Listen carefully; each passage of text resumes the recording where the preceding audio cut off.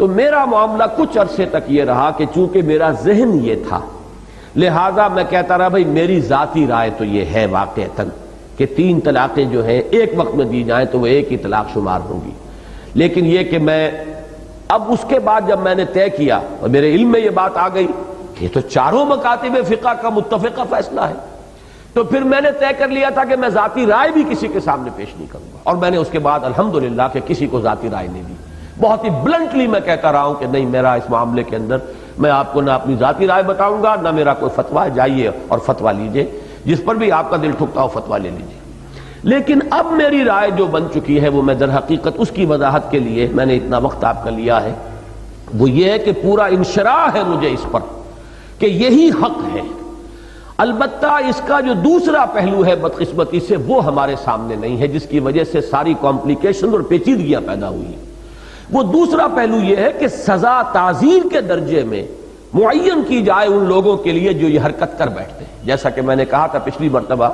وہ آپ نے شاید اس کو ایک لطیفہ سا سمجھا، لیکن وہ بات میں پوری سنجیدگی سے عرض کر رہا ہوں کہ واقعتاً 5 سال کی سزا جو ہے قید بامشقت اس شخص کو دی جانی چاہیے کہ جو اس طریقے سے کتاب اللہ کے ساتھ کھیل کرتا ہے اور 3 طلاقیں بیک وقت دیتا ہے۔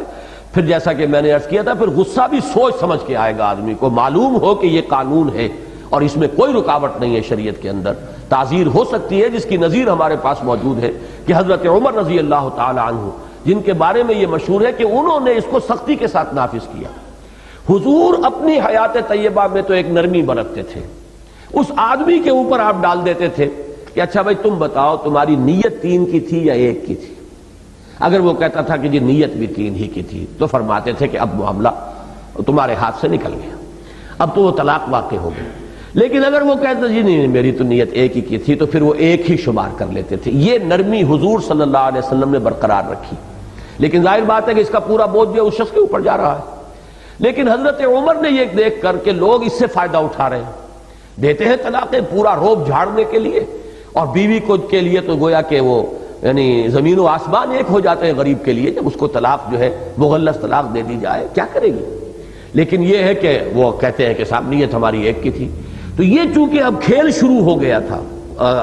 شریعت کے ساتھ، تو حضرت عمر نے گویا کہ اس کو پختہ فیصلہ کر لیا کہ اب جو چاہے وہ کہے، تم نے 3 طلاقیں دی تو 3 طلاقیں نافذ۔ اور چونکہ اہل سنت کے ہاں یہ اصول ہے، علیکم بسنتی وسنت الخلفاء الراشدین المہدیین، تمہارے ذمے ہے، لازم ہے تم پر میری بھی سنت اور میرے خلفاء راشدین مہدیین کی سنت۔ تو جو بھی فتوے ہیں یا جو بھی اجماع ہو گیا ہے دور خلافت راشدہ میں، وہ ہمارے لیے واجب الاتباع ہے۔ یہی معاملہ تراویح کا ہے جو اہل حدیث حضرات کی سمجھ میں نہیں آتا، اس پر اجماع ہو گیا تھا۔ یہی وجہ ہے کہ اہل سنت کے چاروں مکاتب کے ہاں کم سے کم 20 رکعتیں ہیں، احناف کے ہاں 20 رکعتیں، حنابلہ کے ہاں 20 رکعتیں، شوافع کے ہاں 20 رکعتیں، البتہ مالکیہ کے ہاں کہیں 36 تک کی تعداد بھی ہے، 20 کی رائے بھی اور 36 کی بھی۔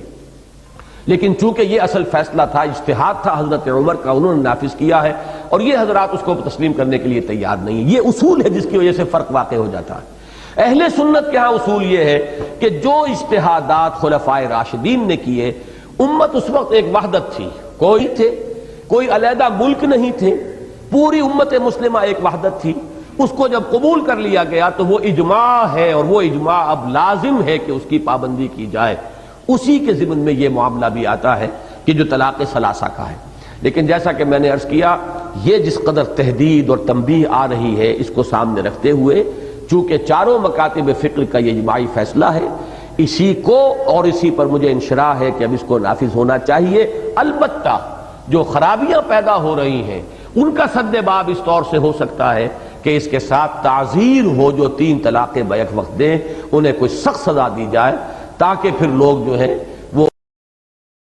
فَإِن طَلَّقَهَا، اب اگر تیسری مرتبہ طلاق دے دی، الطلاق مرتان تو ہو چکا نا، اس کے بارے میں سارے احکام آ گئے، لیکن اب اگر دے دی مراد ہے تیسری مرتبہ، فَإِن طَلَّقَهَا فَلَا تَحِلُّ لَهُ مِن بَعْدِ حَتَّىٰ تَنكِحَ زَوْجًا غَيْرَهُ، تو اب وہ اس کے لیے جائز نہیں ہوگی جب تک کہ وہ عورت کسی اور شوہر سے شادی نہ کرے۔ اس کو حلالہ کہتے ہیں۔ لیکن یہ حلالہ کروانا یا کرنا اور کسی کے ساتھ یہ معاہدہ کرنا تم شادی کر لو پھر طلاق دے دینا، اس پر لعنت فرمائی ہے، حضور نے لعنت فرمائی ہے. اور ہمارے ہاں علم میں آتی ہے، یہ بات سننے میں آتی ہے کہ بہت سے علماء نے اس کو دھندا بنا رکھا ہے. حلالہ مولوی مشہور ہیں مختلف شہروں کے اندر. فَإِن طَلَّقَهَا فَلَا تَحِلُّ لَهُ مِن بَعْدُ حَتَّى تَنكِحَ زَوْجًا غَيْرَهُ فَإِن طَلَّقَهَا، پھر اگر وہ بھی دوسرے شادی کی دوسری جگہ پر، اس عورت نے اس شوہر سے بھی نہیں بنی، اس نے بھی طلاق دے دی، فَلَا جُنَاحَ عَلَيْهِمَا أَن يَتَرَاجَعَا، تو اب کوئی گناہ نہیں ہوگا ان دونوں پر کہ وہ رجوع کر لیں، پہلے سابق شوہر سے شادی کر لیں. یعنی عورت کو شاید عقل آ گئی ہو،